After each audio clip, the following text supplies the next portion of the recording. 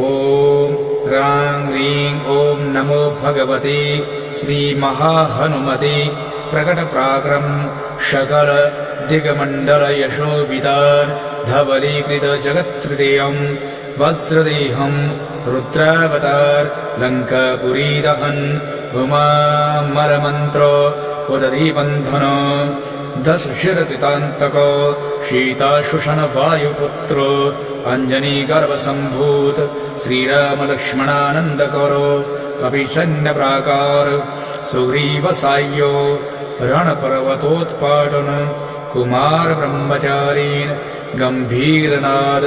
सर्वपापग्रहवारण सर्वज्वरोच्चाटन डाकिनी विध्वंसन ॐ ह्रां ह्रीं ॐ नमो भगवते